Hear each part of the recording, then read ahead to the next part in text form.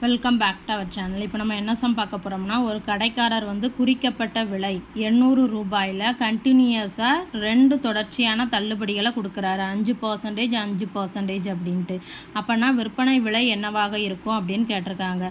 அதாவது ஃபஸ்ட்டு குறிக்கப்பட்ட விலையில் எவ்வளோ கொடுக்குறாரு? 5% தள்ளுபடி. அப்போ ரூபாய் 800இன் 95% இருக்குமா விற்பனை விலை. ஏன்னா 5% டிஸ்கவுண்ட் பண்ணிட்டாரு. அதுக்கப்புறம் என்ன பண்ணுறாரு? அதுலேயும் 5% டிஸ்கவுண்ட் பண்ணுறாரு. அப்போ இதனுடைய 95%ன்னு ஆயிருமா? ஸோ இப்போ இதை என்ன பண்ணலாம்? 800 × 95/100ன்னு எழுதலாம். அதுக்கப்புறம் இதுவுமே எப்படி எழுதலாம்? 95/100ன்னு எழுதலாம். ஸோ இப்போ இதை நம்ம அடிக்கலாமா? இதையும் அடிக்கலாம். 25 4 100 2ன்னு கிடைக்கும். ஸோ இங்கேயும் அடிக்கலாம், இதையுமே அடிக்கலாம்.